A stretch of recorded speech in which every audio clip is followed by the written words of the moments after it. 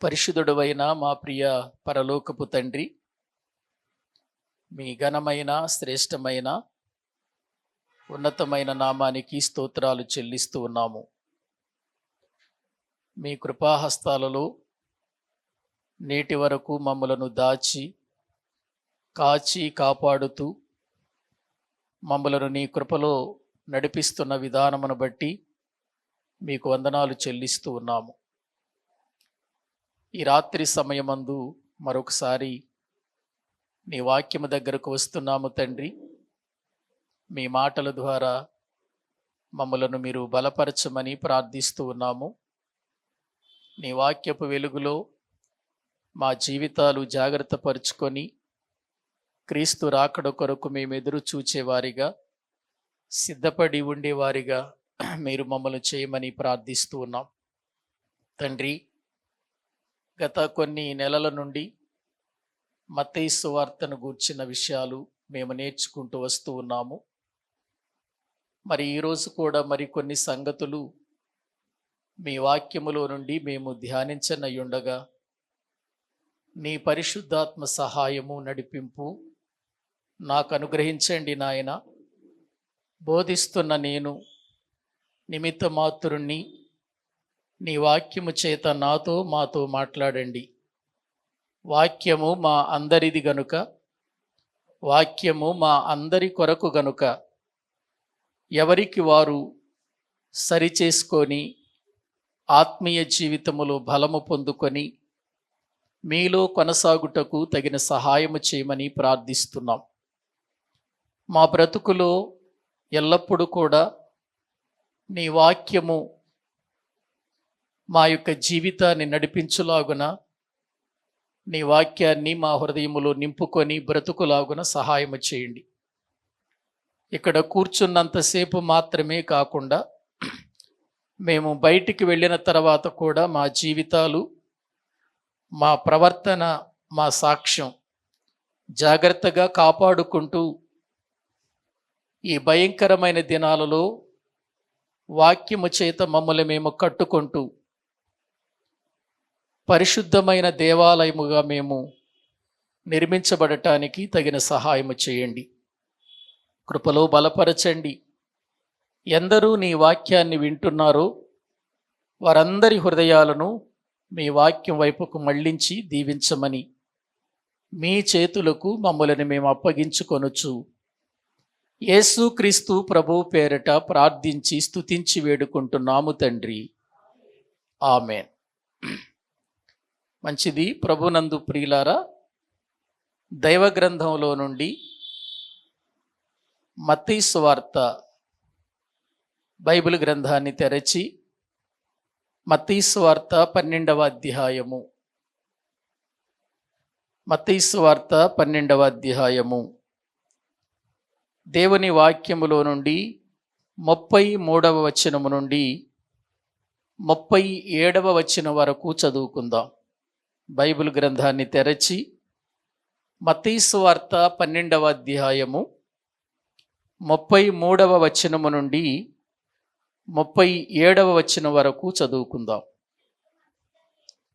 చెట్టు మంచిదని ఎంచి దాని పండును మంచిదే అని ఎంచుడి, లేదా చెట్టు చెడ్డదని ఎంచి దాని పండును చెడ్డదే అని ఎంచుడి. చెట్టు దాని పండు వలన తెలియబడును. సర్ప సంతానమా, మీరు చెడ్డవారయ్యుండి ఎలాగూ మంచి మాటలు పలుకగలరు? హృదయమందు నిండియుండు దానిని బట్టి నోరు మాటలాడును గదా. సజ్జనుడు తన మంచి ధననిధిలో నుండి సద్విషయములను తెచ్చును, దుర్జనుడు తన చెడ్డ ధననిధిలో నుండి దుర్విషయములను తెచ్చును. నేను మీతో చెప్పునదేమనగా, మనుషులు పలుకు వ్యర్థమైన ప్రతి మాటను గూర్చియు విమర్శ దినమున లెక్క చెప్పవలసి ఉండును. నీ మాటలను బట్టి నీతిమంతుడవని తీర్పు నొందుదువు. నీ మాటలను బట్టియే అపరాధివని తీర్పు నొందుదువు. చాలండి.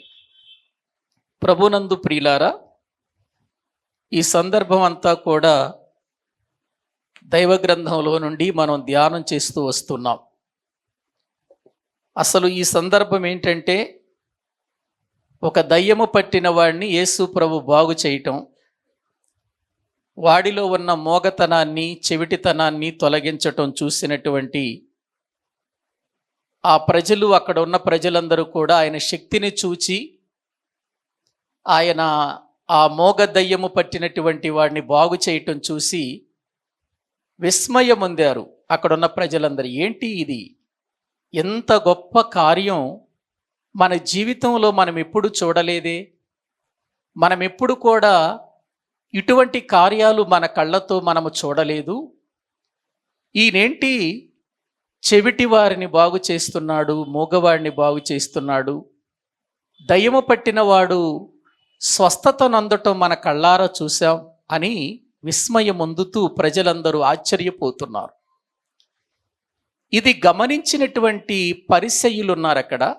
పరిసయ్యులు అనేటువంటి ఒక జాతి కలిగిన వారు. ఈ పరిసయ్యులు అనేటువంటి వారు ప్రజలు ఎక్కడ ప్రభువుని వెంబడిస్తారో, ఎక్కడ ప్రజలు దేవుని వైపుకు వెళ్ళిపోతారో అనేటువంటి భయంతో యేసు ప్రభు వారి మీద ఒక నింద వేశారండి. ఏంటంటే, అదేముంది, ఆయన దయ్యాలు వెళ్ళగొట్టడంలో పెద్ద పనే ఉంది, బయల్జెబూలు వలన ఇతడు దయ్యాలను వెళ్ళగొడుతున్నాడు అనేటువంటి ఒక నేరము యేసు ప్రభు వారి మీద మోపటం జరిగింది. అప్పుడు యేసు ప్రభు వారు, ఒక వ్యక్తి తనకు తాను విరోధంగా ఏ పని చేయడు కదా, మీరు ఎందుకు అలా మాట్లాడుతున్నారు? మీ కుమారులు కూడా దయ్యాలను వెళ్ళగొడుతున్నారు, దాని గురించి మీరేం మాట్లాడతారు అని వారికి ఆ విషయాలన్నీ కూడా తెలియచేస్తూ, ప్రియులారా, ఆయన చెప్పాడు, ఎవడైనా ఒకడిని మనము ఒక ఇంటిని దోచుకోవాలి అనంటే, ఆ ఇంటిలో ఎవడు బలవంతుడుగా ఉన్నాడో ఆ బలవంతుడిని ఏం చేయాలి? బంధించాలి.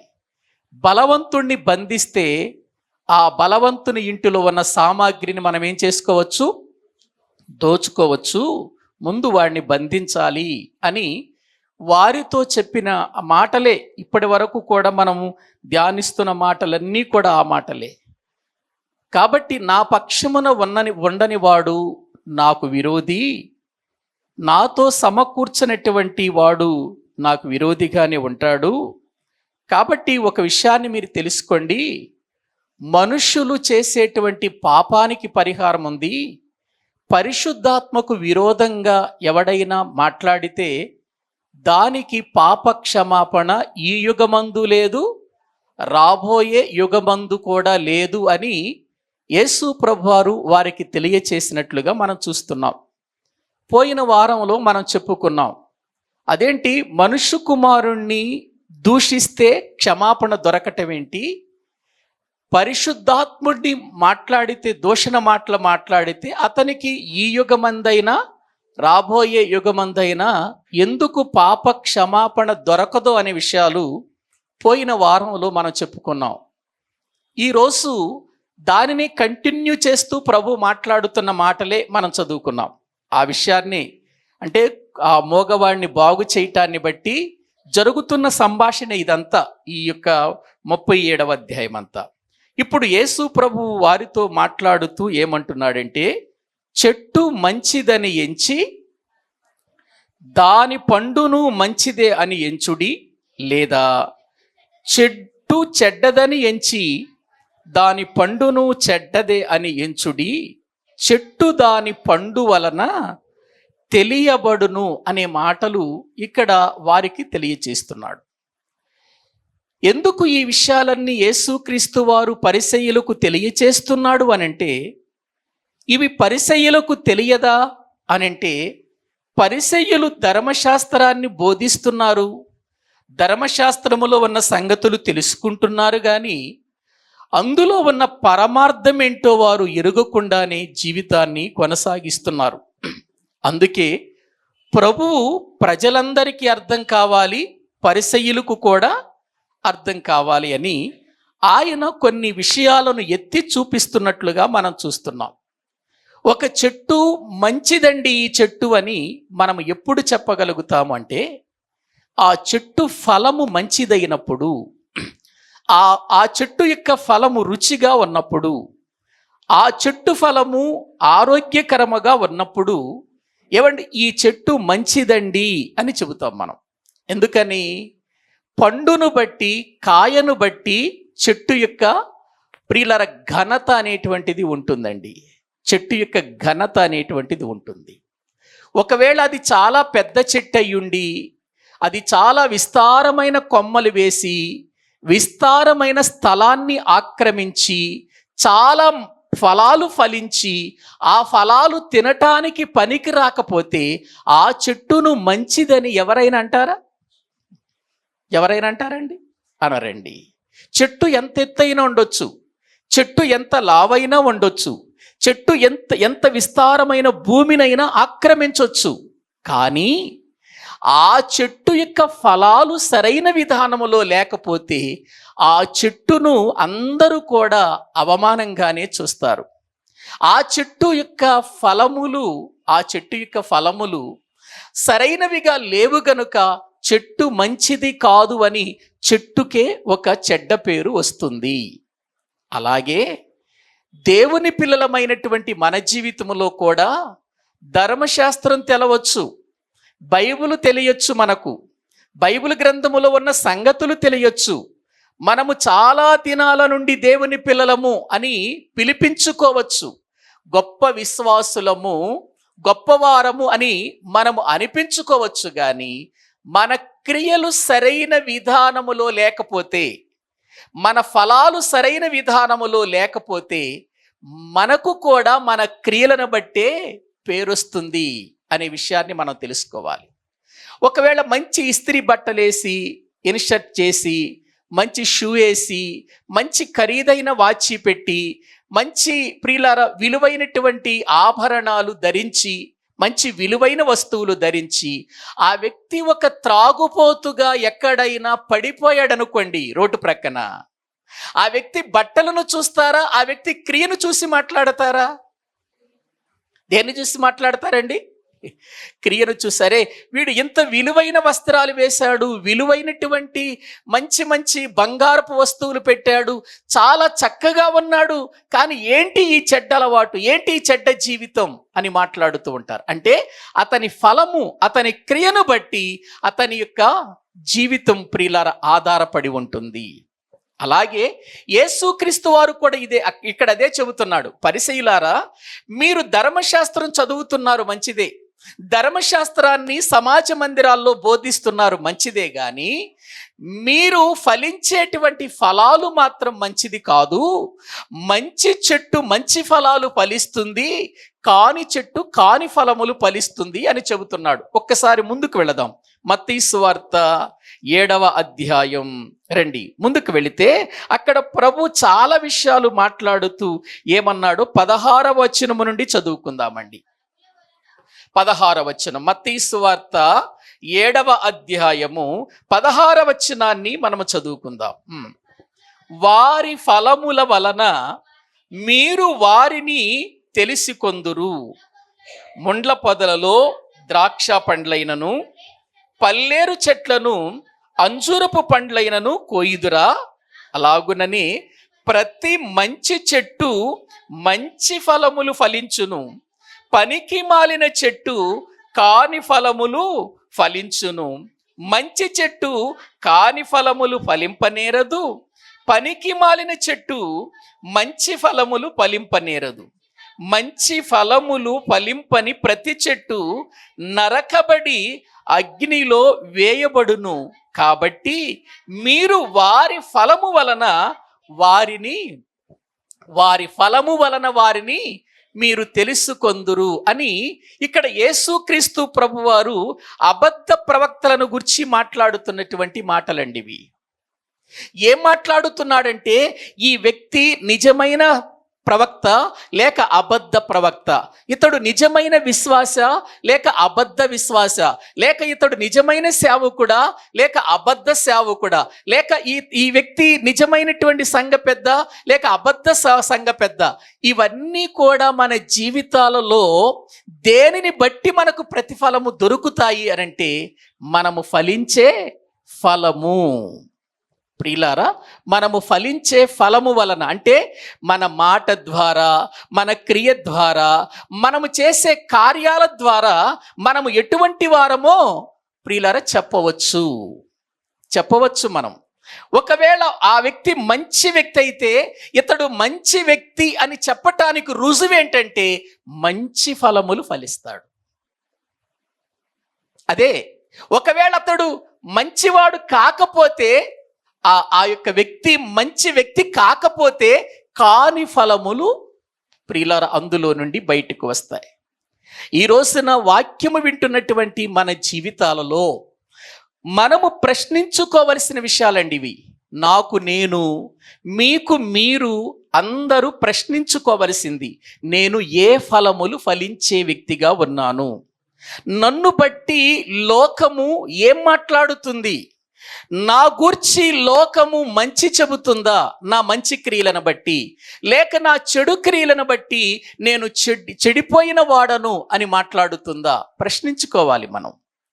ఎందుకంటే ఫలించే ఫలము వలన చెట్టు యొక్క విధానము తెలుస్తుంది, చెట్టును పొగుడుతారు. అలాగే మనలో నుండి వచ్చే మాటలు కానివ్వండి, మన కార్యాలు కానివ్వండి మనకు పేరు తెచ్చి పెడతాయండి. మనం ప్రార్థనకు రావచ్చు, పాటలు పాడొచ్చు, ప్రార్థన చెయ్యొచ్చు, వాక్యాన్ని బోధించవచ్చు. ఒకవేళ ఎక్కడైనా 10 మందిలో కాని మాట మన నోట నుండి వస్తే వాళ్ళు ముందు మాట్లాడే మాట ఏంటో తెలుసా అండి? ప్రార్థనకు వెళతారండి వీళ్ళు, గంటల తరబడి ప్రార్థన చేస్తారండి. అబ్బో, స్టేజీల మీద ఏం బోధిస్తారండి వీళ్ళు, చూడండి వాళ్ళ నోటి నుండి ఏం వస్తున్నాయో అని అనరండి అన్న సందర్భాలు లేవా? ఆలోచించండి.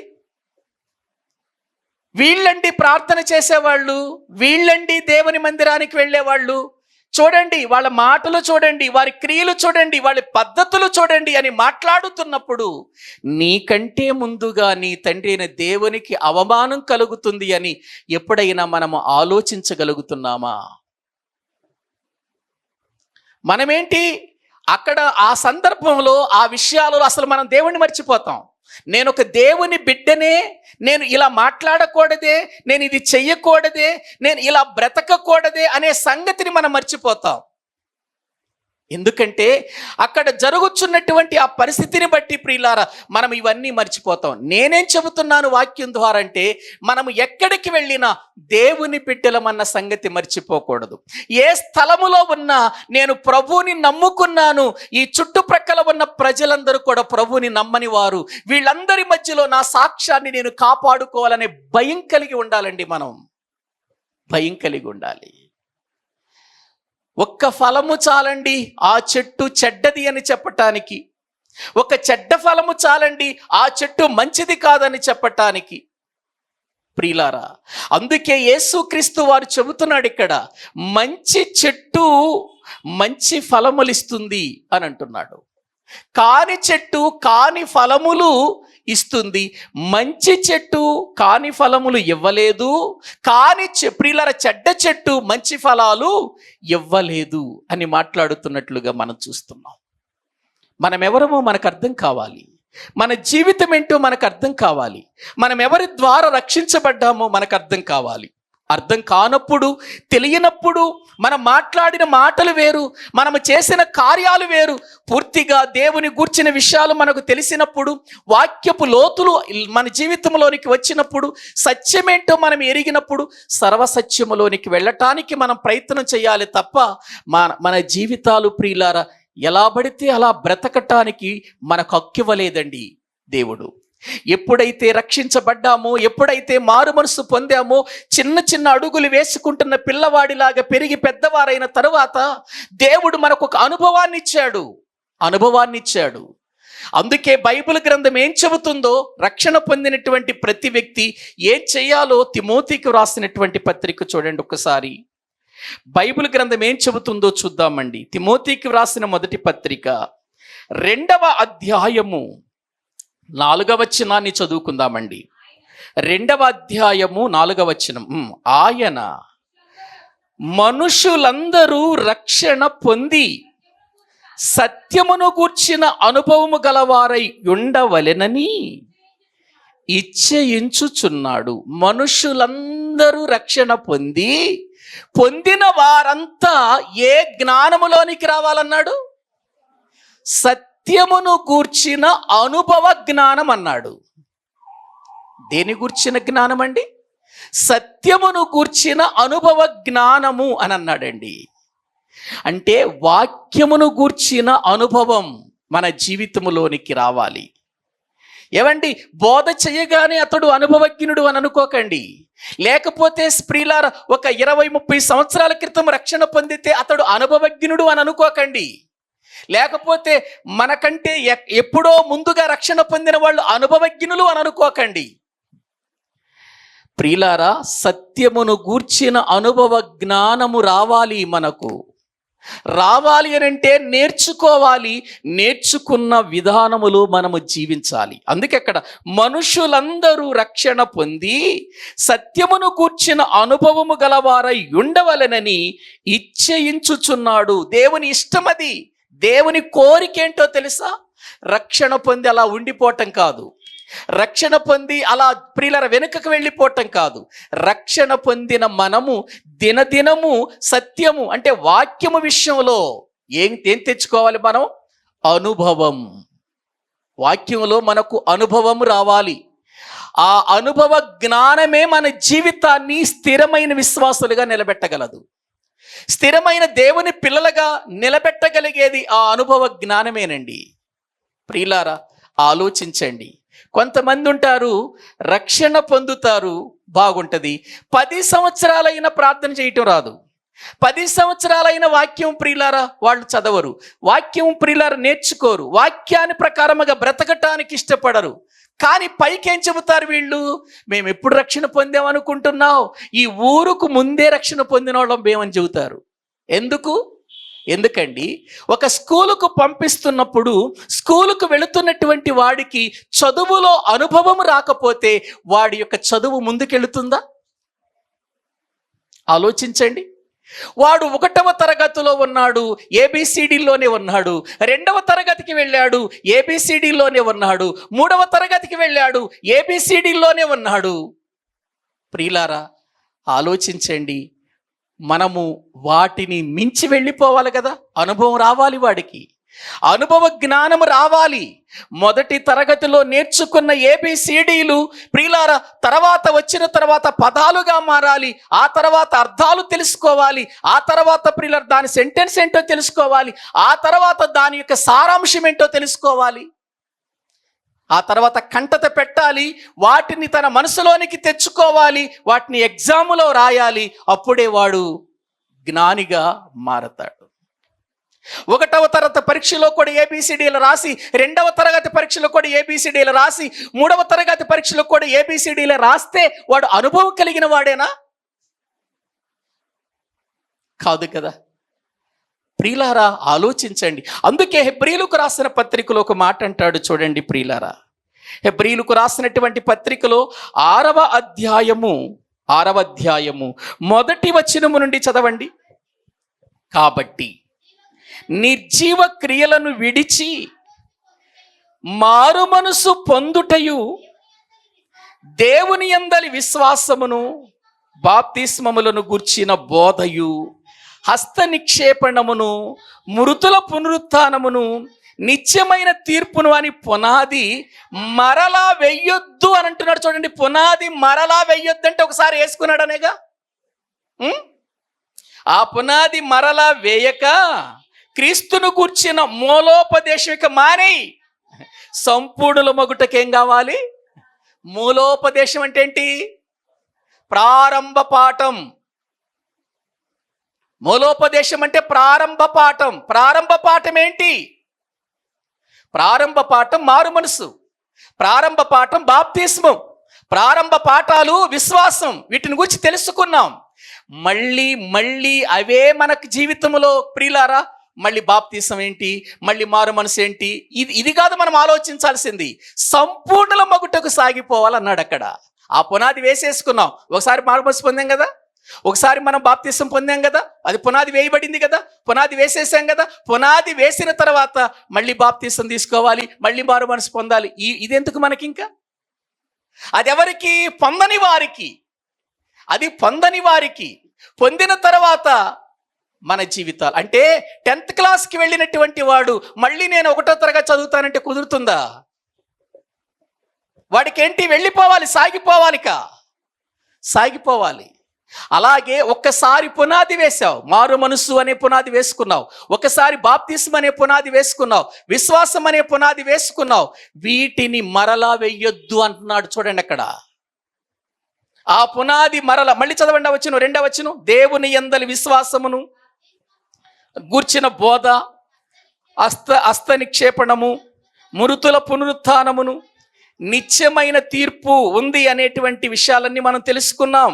ఆ పునాది మరలా వేయక క్రీస్తును గూర్చిన మూలోపదేశము మాని సంపూర్ణల మగుటకు సాగిపోవుదము.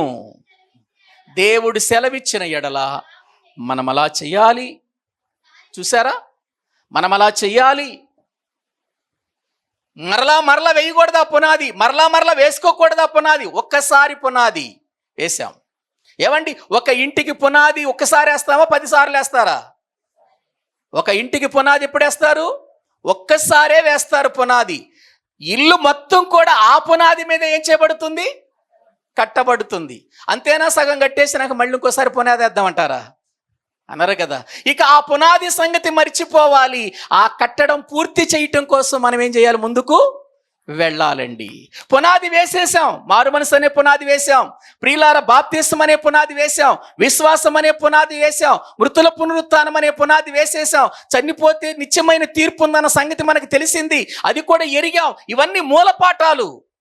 ఇప్పుడు ఏం చేయాలి మనం అనంటే, ఎఫెసీయులకు రాసిన పత్రిక చూడండి ఒక్కసారి. బైబిల్ గ్రంథంలో ఇప్పుడు మనం ఏం చేయాలో చూద్దామండి. ఎఫెసీయులకు రాసినటువంటి పత్రిక 2వ అధ్యాయము, ఎఫెసీయులకు రాసిన పత్రిక 2వ అధ్యాయము 20వ వచనము నుండి చదవండి. 20వ వచనం, క్రీస్తు యేసే ముఖ్యమైన మూలరాయి అయి ఉండగా అపోస్తులులను ప్రవక్తలను వేసిన పునాది మీద మీరు కట్టబడి ఉన్నారు. ప్రతి కట్టడమును ఆయనలో చక్కగా అమర్చబడి ప్రభువునందు పరిశుద్ధమైన దేవాలయమగుటకు వృద్ధి పొందుచున్నది. ఆయనలో మీరు కూడా ఆత్మ మూలముగా దేవునికి నివాస స్థలమై ఉండుటకు కట్టబడుచున్నారు. పునాది వేశాం, ఇప్పుడు ఏం చేయాలట? కట్టాలట. పునాది మీద కట్టబడాలి అని అంటున్నాడు. చూడండి అక్కడ ఎలా? ఆయనలో చక్కగా అమర్చబడి అన్నాడు.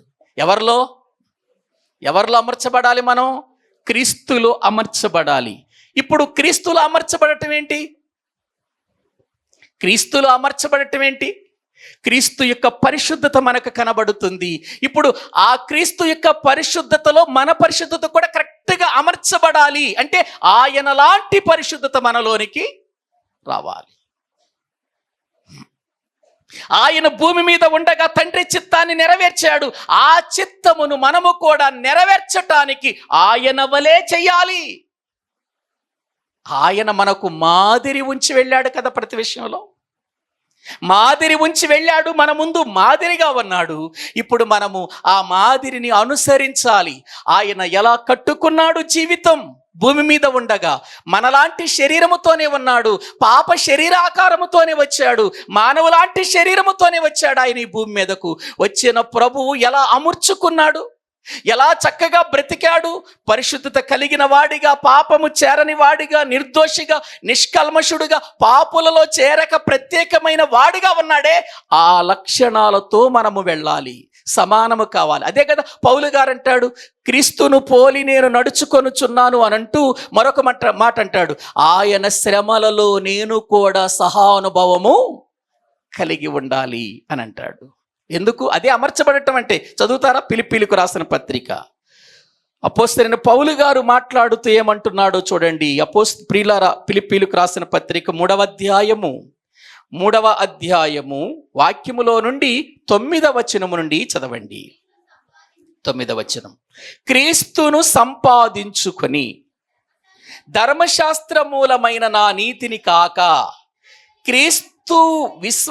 క్రీస్తునందలి విశ్వాసం వలన నీతి అనగా విశ్వాసమును బట్టి దేవుడు అనుగ్రహించు నీతి గలవాడనై ఆయన యందు అగపడు నిమిత్తము ఏ విధము చేతనైనను మృతులలో నుండి నాకు పునరుత్థానము కలుగవలెనని ఆయన మరణ విషయములో ఏ అనుభవం కావాలనుకుంటున్నాడు? ఎవరితో? క్రీస్తు యొక్క శ్రమలలో, క్రీస్తు శ్రమలలో నేను కూడా ఏం కావాలనుకుంటున్నాడు? మనకి చిన్న శ్రమ వస్తేనే, ఏంటి ప్రభు ఈ శ్రమ పెట్టావు, నేను ఎంత ప్రార్థన చేశాను, ఎన్ని ఉపవాస ప్రార్థనలు ఉన్నాను నాయన, నేను ఎంతగా నీ సన్నిధిలో యథార్థంగా బ్రతుకుతున్నాను అని అనుకుంటాను తప్ప, క్రీస్తు శ్రమలలో నేను కూడా పాలివాడను కావాలనే ఆలోచన మనకు వస్తుందా? రాదండి. ఇప్పుడు పౌలు గారు ఏం మాట్లాడుతున్నాడంటే, నేను క్రీస్తును సంపాదించుకున్నాను, బాగుంది, కానీ క్రీస్తును సంపాదించుకోవటం కాదు, ఆయన మృతులలో నుండి పునరుత్థానము కలుగవలెనని ఆయన ఎలాగూ మరణ విషయములో శ్రమ అనుభవించాడో, బాధ అనుభవించాడో, కష్టాన్ని అనుభవించాడో, దుఃఖాన్ని అనుభవించాడో, నేను కూడా ఆయన శ్రమలలో ఏం కావాలనుకుంటున్నాడు? సమానానుభవము గలవాడనై ఆయనను, ఆయన పునరుత్థాన బలమును ఎరుగు నిమిత్తమును ఆయన శ్రమలలో పాలివాడినగుట ఎట్టిదో ఎరుగు నిమిత్తం. ఎరగటానికి ఎంత ప్రయత్నం చేస్తున్నాడు చూడండి. ఆయన శ్రమలలో పాలివాడవటానికి ఎంత ప్రయత్నం చేస్తున్నాడో చూడండి పౌలు గారు. దానికోసం సమస్తాన్ని నష్టపరుచుకుంటున్నాను అన్నాడు చూడండి. నష్టపరుచుకుంటున్నాడు. దేనికోసం? ఆయనతో సమానం. అదే ఆయనతో అమర్చబడటం అంటే.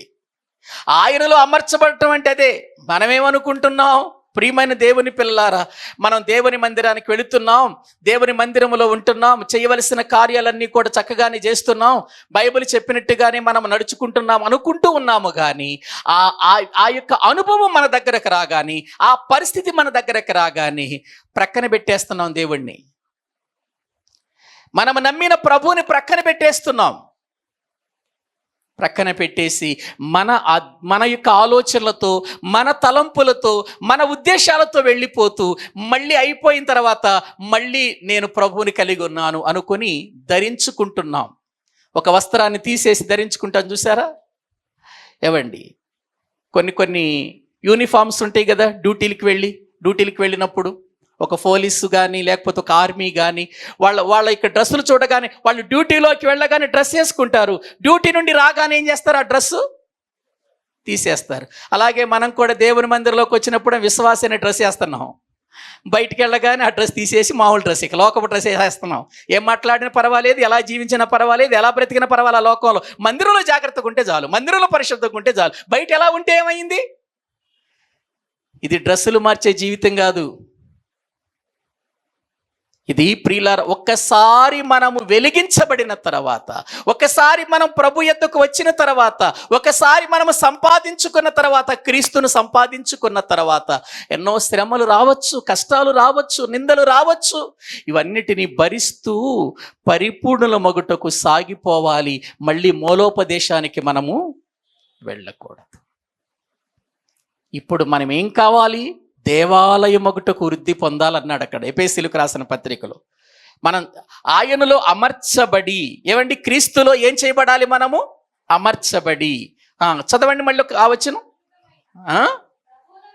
ప్రభువునందు పరిశుద్ధమైన దేవాలయమగుటకు వృద్ధి పొందుచున్నది. చాలండి. ఇప్పుడు ఏం కావాలి? మనం వృద్ధి పొందాలి. ఏమవటానికి? పరిశుద్ధమగు దేవాలయమగుటకు. పరిశుద్ధమగు దేవాలయమగుటకు. పాత నిబంధనలో కట్టడము వాళ్ళకు పరిశుద్ధ దేవాలయమైతే, క్రొత్త నిబంధనలోనికి వచ్చిన తర్వాత నీవు నేనే ఒక పరిశుద్ధమైన దేవాలయం. దీన్ని కట్టే విధంలో మనం ముందుకెళ్ళాలి, సగం కట్టి ఆపేయకూడదు. చూడండి ఒక్కసారి బైబిల్ గ్రంథంలో పేతురు గారు రాసిన మొదటి పత్రిక, దేవుని వాక్యాన్ని ప్రియులారా మనము చూడగలిగితే వ్రాయబడిన మాటలు చూద్దామండి. బైబిల్ ఏం చెబుతుందో రెండవ అధ్యాయము 3వ వచనం నుండి చదవండి. పేతురు గారు రాసిన మొదటి పత్రిక 2వ అధ్యాయము 3వ వచనం.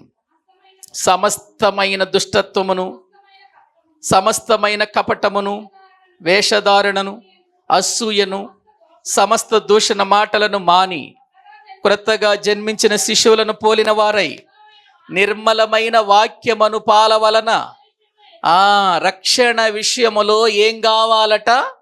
ఎదుగు నిమిత్తము ఆ పాలను, అంటే వాక్యమనే పాలను, లేక ఆత్మ సంబంధమగు పాలు. ఆ పాలు కూడా ఏ పాలు పడితే ఆ పాలు తీసుకోకూడదు. నిర్మలమైన పాలు.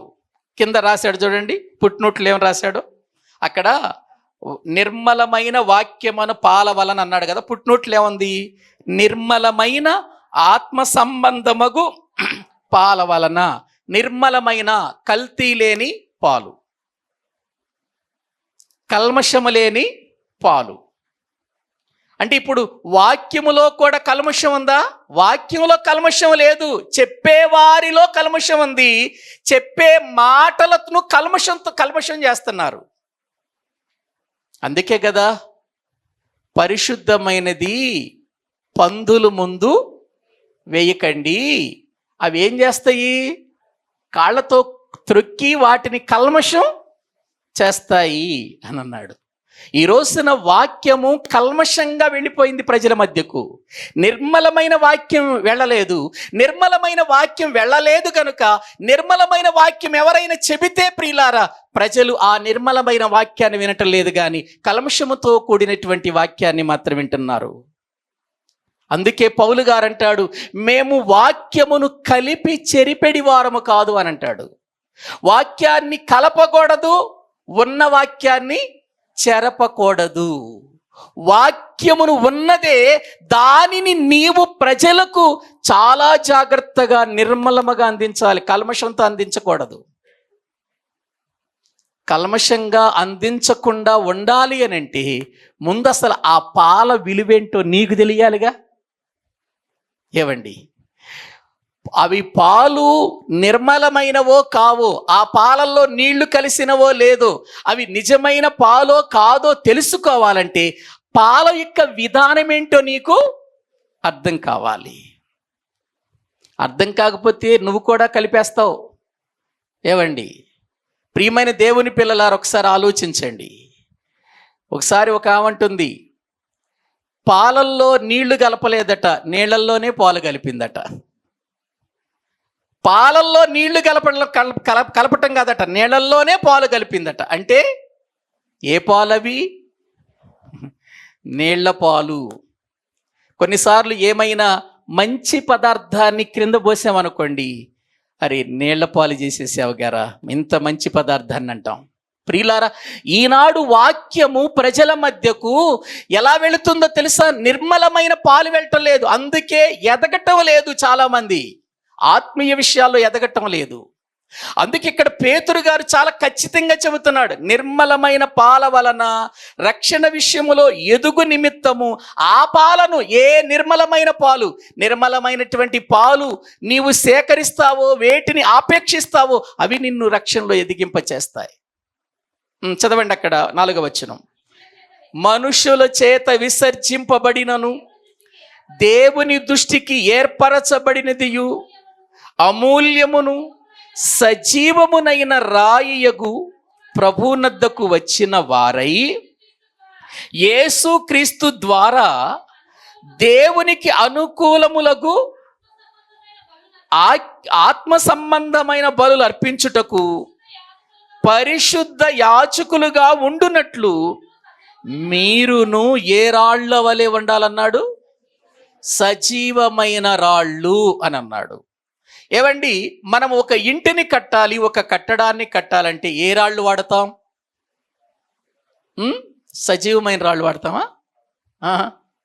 జీవము లేని రాళ్ళు, ప్రకృతి సంబంధమైన మట్టి రాళ్ళు వాడతాం మనం.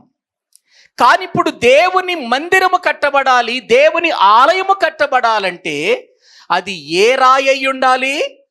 సజీవమైన రాయి, బ్రతికి ఉన్న రాయి, మాట్లాడే రాయి, నడిచే రాయి, చలించే రాయి. చూసారా? మనందరం ఎవరమో తెలుసా? వాక్య భాగములో మనము చూస్తే ఒక అమూల్యమైన రాయి మన యొద్దకు వచ్చింది, ఒక సజీవమైన రాయి మన దగ్గరకు వచ్చింది, ఒక పరిశోధించబడిన రాయి మన దగ్గరకు వచ్చింది. కిందంటాడు వాక్య భాగములో మనము చూస్తే, ప్రియులారా 6వ వచనం చదవండి. అది ఎటువంటి రాయో చూద్దాం. ఎలయనగా ఇదిగో నేను ముఖ్యమును ఏర్పరచబడినదియు అమూల్యమునగు మూల రాతిని సియోనులో స్థాపించుచున్నాను, ఆయన యందు విశ్వాసముంచువాడు. ఏంటండి ఈ మాట ఎప్పుడైనా అర్థం చేసుకున్నారా మీరు? నేను ముఖ్యమును ఏర్పరచబడిన అమూల్యమైన మూలరాతిని సియోనులో స్థాపిస్తున్నాను అన్నాడు. యెషయా గ్రంథంలో ఉంటాయి ఈ మాటలు. సియోనులో స్థాపిస్తున్నాను ఒక రాయిని అన్నాడు. అన్న తర్వాత ఏమన్నాడు? ఆయన యందు విశ్వాసం ఉంచువాడు అంటున్నాడు. ఏంటి మళ్ళీ? మీరు ఆలోచించండి. రాయిని ఆయన అంటావా? రాళ్ల కుప్ప అక్కడ ఉందనుకోండి, వాళ్ళందరింటి తీసిరండి అంటావా? ఆయన్నిటి తీసిరండి అంటావా? ఒక పెద్ద రాయిని తీసుకొచ్చినప్పుడు ఏమంటా? ఎందుకని? అది వ్యక్తి కాదు. ఇక్కడ ఒక వ్యక్తిని గురించి చెప్పబడుతున్న మాట. అది ఒక వ్యక్తిని గురించి చెప్పబడుతుంది. ఆ వ్యక్తి ఎటువంటి వాడు? సజీవమైన రాయి, అమూల్యమైన మూలరాయి, ముఖ్యమైన రాయి, ఏర్పరచబడిన రాయి, ఈ లోకపు పునాది వేయబడక మునిపే నియమించబడిన రాయి. రాయి ఆ రాయి యొద్దకు మనం రావాలన్నాడు. ఆయన యందు ఆ విశ్వాసం ఉంచువాడు ఏమాత్రమును సిగ్గుపడడు అని వాక్యములు మనము చూస్తున్నాం ప్రియుల. అంటే ఇప్పుడు యేసుక్రీస్తు దగ్గరకు వచ్చిన వాళ్ళంతా ఎవరు చెప్పండి? సజీవమైన రాళ్ళు. మనమందరం ఎవరమే? సజీవమైన రాళ్ళము. ప్రియులారా, ఇదిగో ప్రకృతి సంబంధమైన మట్టితో చేయబడినటువంటి రాళ్లతో కట్టడము కట్టినట్లుగా ఆత్మ సంబంధమైన ఈ రాళ్ల వలన దేవుని దేవాలయము వృద్ధి అగుచున్నది. ఎక్కడ? ప్రపంచమంతా. ప్రపంచమంతా. ఈ రాయి ఎక్కడో ఒక్క చోట కాదు, ప్రపంచానికి సంబంధించింది ఇది. ఇలా ఒక రాయి వెంబడి ఒక రాయి, ఒక రాయి వెంబడి ఒక రాయి, ఒక రాయి వెంబడి ఒక రాయి, సజీవమైన రాళ్ళు ప్రియులర వచ్చేస్తుంటే ప్రపంచంలో ఏం కట్టబడుతుంది?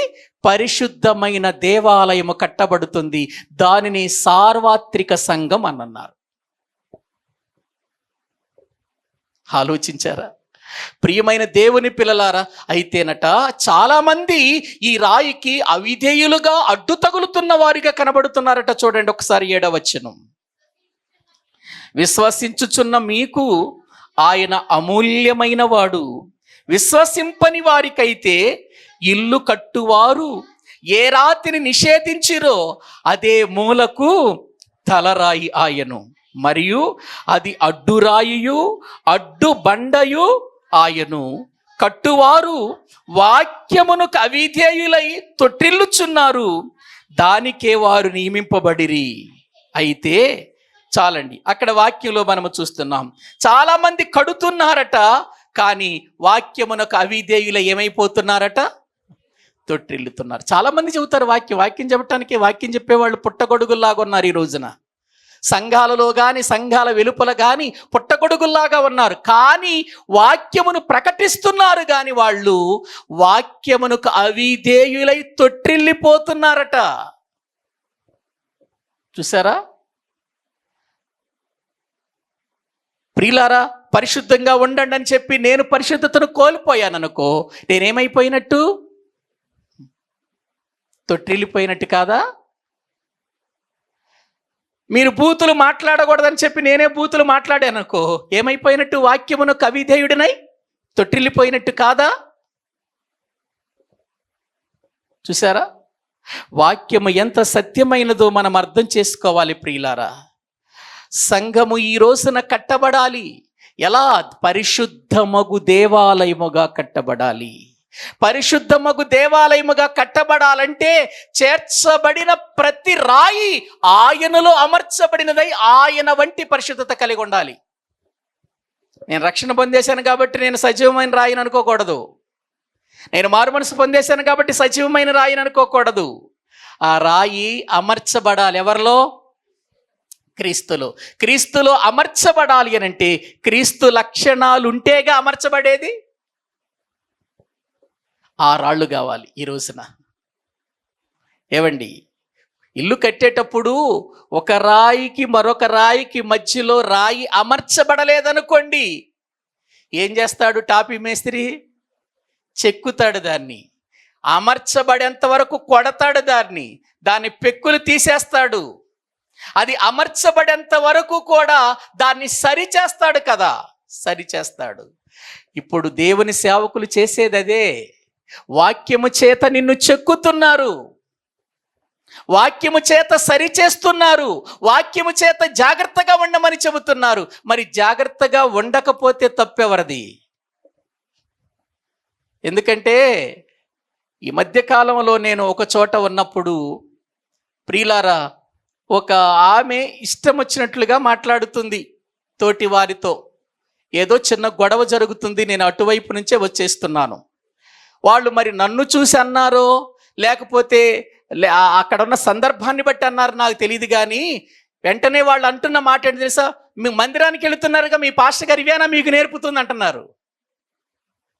చర్చికి వెళ్తున్నారుగా మీరు, ఇదేనా మీ పాస్టర్ గారు అక్కడ నేర్పేది? మైకులు అరుస్తూ చెబుతాడుగా, ఇదే నేర్పిస్తున్నాడా మీకు అని అన్నారు. మరి నన్ను చూసి అన్నాడో తెలియదు, లేకపోతే ప్రియులారా ఆ వ్యక్తిని బట్టి అన్నాడో తెలియదు. కానీ పాస్టర్ గారు ఏమి నేర్పిస్తాడండి మందిరంలో? తిట్టుకోమని నేర్పిస్తాడా? కొట్టుకోమని నేర్పిస్తాడా? బూతులాడుకోమని నేర్పిస్తాడా? దేవుని సంఘములో అవమానకరమైన కార్యాలు చేయండి అని నేర్పిస్తాడా? ప్రియులారా, నేను బాధపడనగానటువంటి విషయాల్లో ఒక విషయాన్ని చెబుతున్నాను. పరలోకమందున్న తండ్రి మాత్రం అక్కడ ఉన్న ప్రజలందరి దగ్గర అవమానపరచబడుతున్నాడని మాత్రం తెలుసుకోండి. 10 మందిలో మనం ఉన్నప్పుడు, 10 మందిలో మనము కూర్చున్నప్పుడు, 10 మందిలో మాట్లాడేటప్పుడు ప్రియులారా, మన మాటలు చాలా కొద్దిగా ఉండాలి. మన మాటలు చాలా కొద్దిగా ఉండాలి. ఎంత తక్కువ మాట్లాడితే అంత మంచోళ్ళం మనం. ఏవండి, లోకములో ఒక సామెత ఉందండి, నోరు మంచిదైతే ఊరు మంచిదవుతుంది,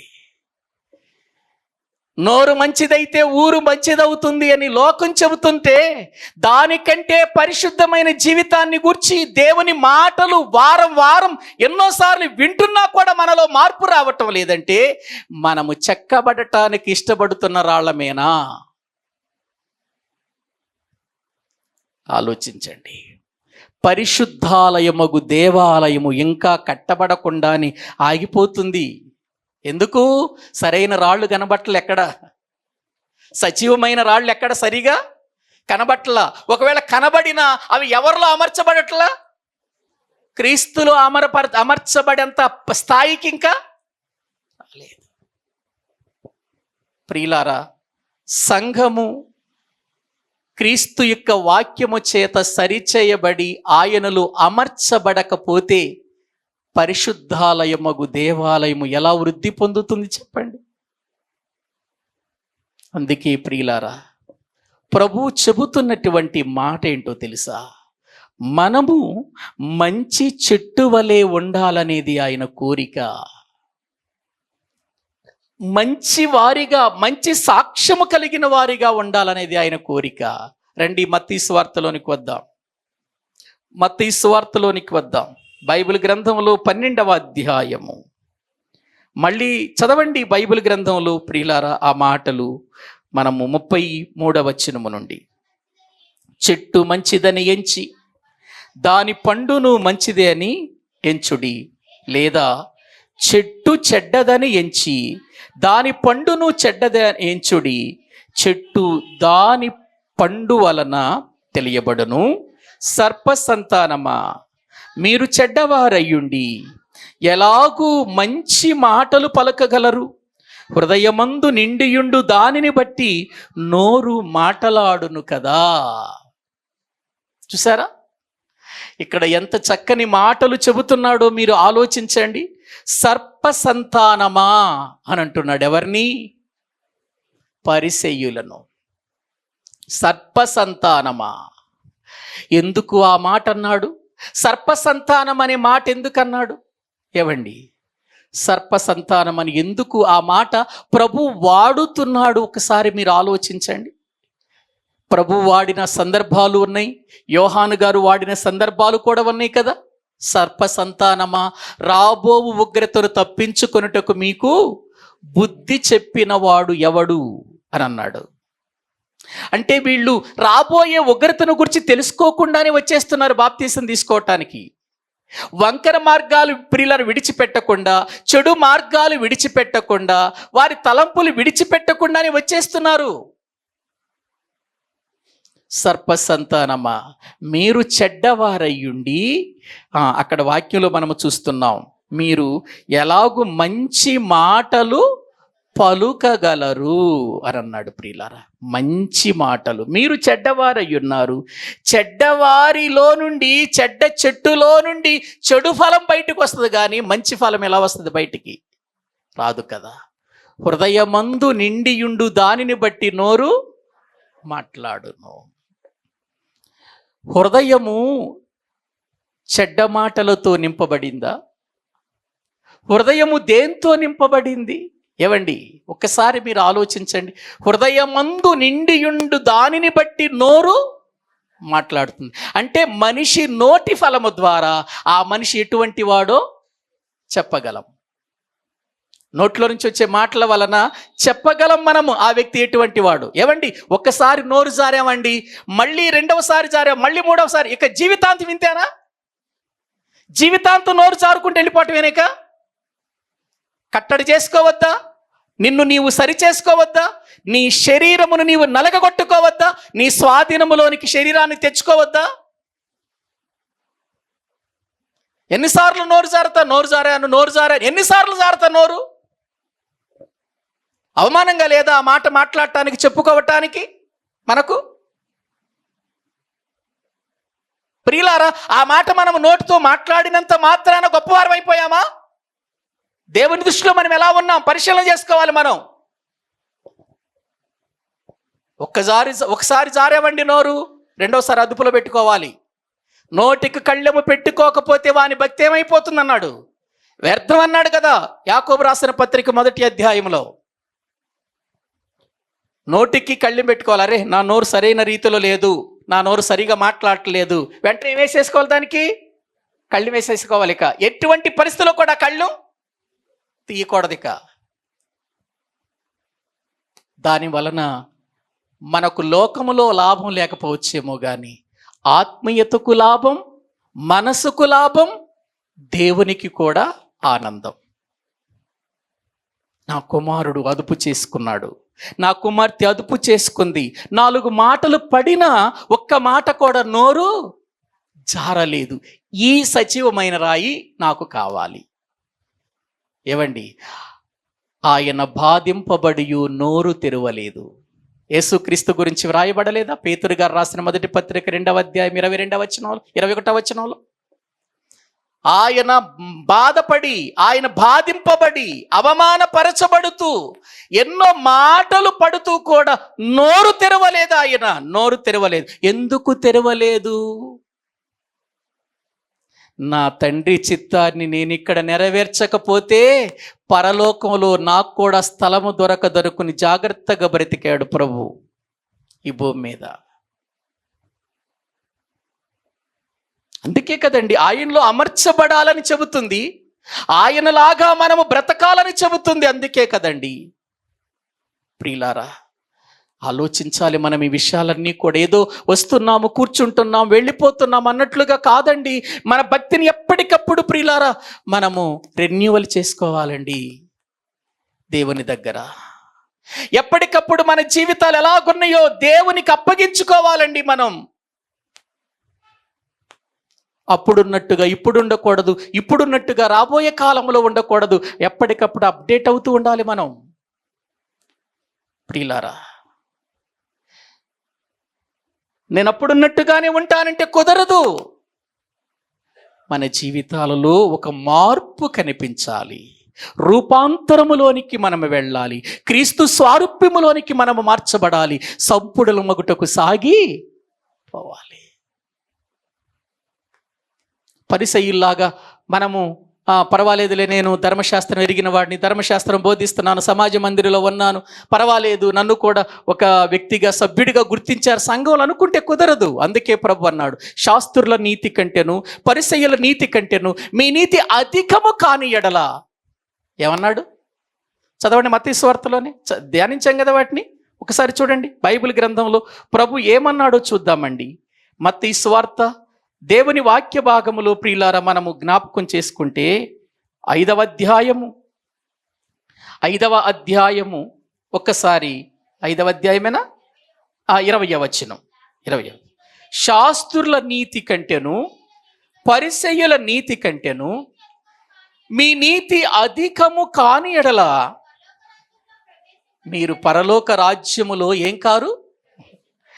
ఎవరి నీతి కంటే మంది నీతి ఎక్కువాలి అంటే పరిసయ్యుల దగ్గర నీతి ఉంది, శాస్త్రుల దగ్గర నీతి ఉంది, కానీ అది పరలోక రాజ్యానికి చేర్చే అంత నీతి కాదు. ఉంది నీతి ప్రియులారా, కానీ వారి నీతి కంటే మన నీతి ఏం కావాలన్నాడు, అధికము కావాలన్నాడు. ఆ అధికము కావటానికే యేసుక్రీస్తు వారు ఈ లోకానికి వచ్చి మన కొరకు సిలువలో బలైపోయి మనకు మాదిరి చూపించింది. అందుకే వాళ్ళ నీతి కాదయ్యా, నా నీతి. ఇది దేవుని నీతి. మనము దేవుని నీతి అగుటకై ఆయన మన కోసము పాపముగా ఏం చేయబడ్డాడు, మార్చబడ్డాడని కొరింథీయులకు రాసిన పత్రిక 5వ అధ్యాయములో మనము చూస్తున్నాం కదండి. కాబట్టి ప్రియులారా, మనము సర్ప సంతానముగా ఉండాలనే దేవుని ఉద్దేశం కాదు, సర్ప సంతానంగా బ్రతకాలనేది దేవుని ఉద్దేశం కాదు. మనము ఏమని పిలువబడాలని దేవుడు కోరుకున్నాడో తెలుసా అండి? మనము దేవుని పిల్లలము, ఆయన కుమారులము, ఆయన కుమార్తెలముగా మనము పిలువబడాలనేటువంటిది ఆయన ఆశ.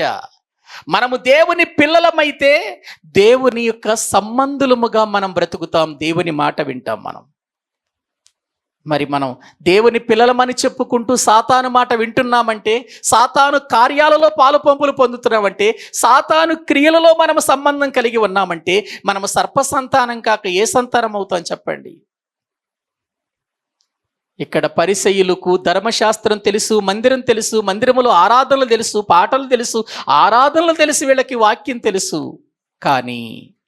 కానీ వీళ్ళ జీవితాలలో ప్రియులారా ఫలాలు చూసేసరికి ఏవి లేవు, వీళ్ళ దగ్గర మంచి ఫలాలు లేవు. అందుకే మంచి ఫలములు ఫలింపని ప్రతి చెట్టు నరకబడి అగ్నిలో వేయబడుతుంది అని అన్నాడు. కాబట్టి ఈరోజు దేవుని మాటలు వింటున్న నా ప్రియ సహోదరి సహోదరులారా, ప్రభువు మనతో మాట్లాడుతున్న ఈ మాటలన్నీ మనం పరిశీలనగా ఆలోచించాలి. ఇక్కడ విన్నాం, వెళ్ళిపోతున్నాం. వెళ్ళిన తర్వాత ఈరోజు దైవ సేవకుడు చూపించినటువంటి ఈ వాక్య భాగాలలో అసలు నా జీవితంలో నేను ఏదైనా కలిగి ఉన్నానా, నేనేమైనా వీటిని జరిగిస్తున్నానా, వీటిని నేను చేయగలుగుతున్నానా, నేను ఒక సజీవమైన రాయిగా ఆలయముగా క్రీస్తులో అమర్చబడి అభివృద్ధి చెందేటువంటి స్థితిలో నేనున్నానా?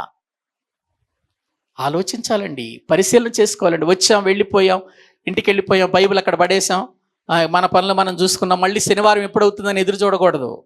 శనివారము లోపు బుధవారము చెప్పిన వాక్యముతో మన జీవితాలు ఏం చేయబడాలి, చెక్కబడిపోవాలి, ఆయనలో అమర్చబడేటువంటి స్థితికి వెళ్ళిపోవాలి. మళ్ళీ శనివారం మనం వాక్యం వింటున్నాం, మళ్ళీ శనివారం వాక్యం విన్న తర్వాత ఆదివారం ఆరాధనకు వచ్చే లోపు మన జీవితాలు మళ్ళీ ఏం చేయబడాలి, అమర్చబడ్డాయా లేదా? అమర్చబడితే మరొక రాయి దానిపైకి రావాలి. అలా అభివృద్ధి చెందాలి సంఘం. ఈనాడు మనం ఏ స్థితిలో ఉన్నాం, ఏ రీతిగా ఉన్నాం? బుధవారం వాక్యం విన్నాను, వాక్యం విన్న తర్వాత మళ్ళీ 2 పొరపాట్లు చేశాను, మళ్ళీ శనివారం వచ్చేసింది, శనివారం సరి చేసేసుకున్నాను, మళ్ళీ ఒక పొరపాటు చేశాను, ఆదివారం వచ్చింది, సరి చేసేసుకున్నాను, మళ్ళీ బుధవారం వచ్చేసరికి 3 రోజులు 6 తప్పులు చేశానంటే కుదరదు. ప్రియులారా, వాక్యము మన జీవితాలను క్రీస్తులో అమర్చేటట్లుగా సరి చేసుకోవాలి. మనం ఒక్కసారి మనం అమర్చబడ్డామా లేదనేది పరిశీలన చేస్తే, ప్రియులారా, ఈ సజీవమైనటువంటి ఈ రాయి ఇంకా క్రీస్తులో అమర్చబడలేదేమో,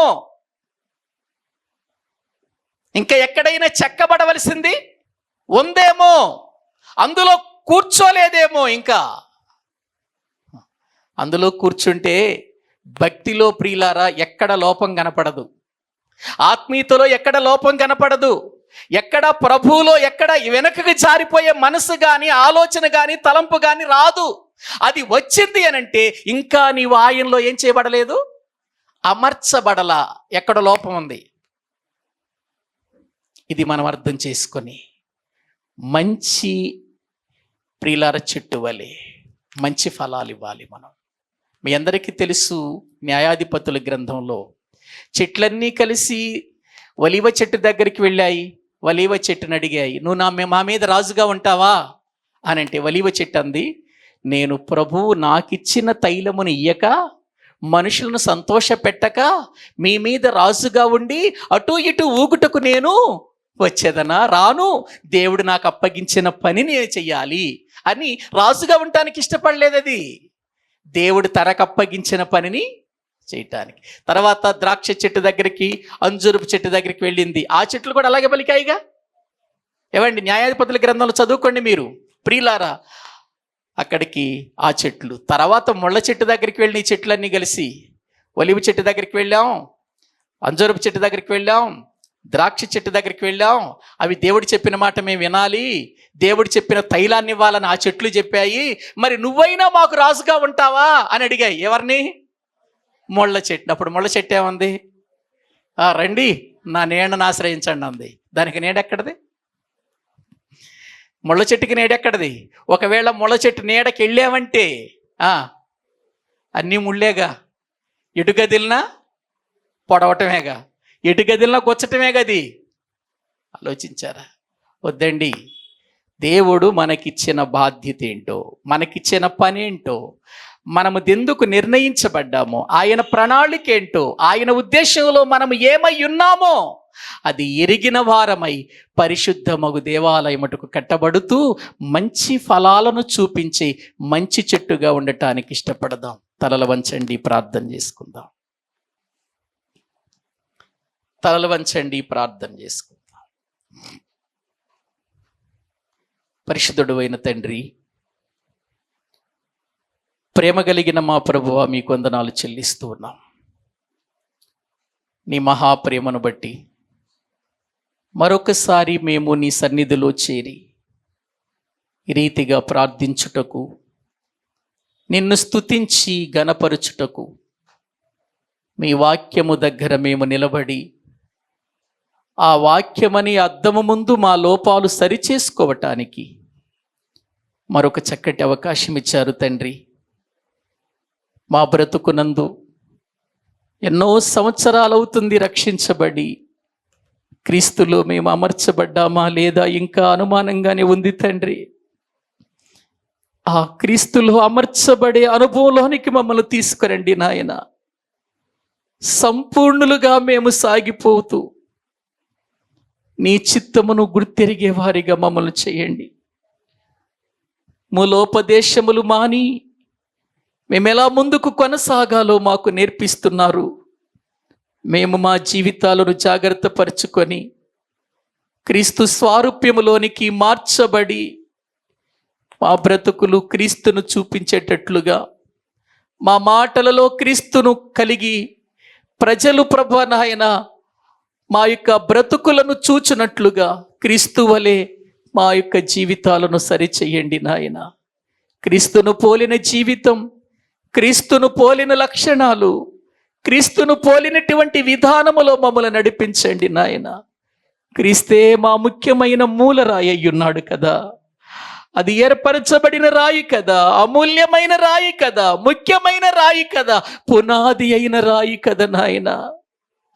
ఆ రాయి మీద మేము సజీవమైన రాళ్ల వలె చక్కగా కట్టబడటానికి, అమర్చబడటానికి తగిన ఆత్మీయ జీవితం మాలో పెట్టండి. మా ఆత్మలకు నష్టము కలిగించే ప్రతి ఆలోచన మాలో నుండి తీసేయండి.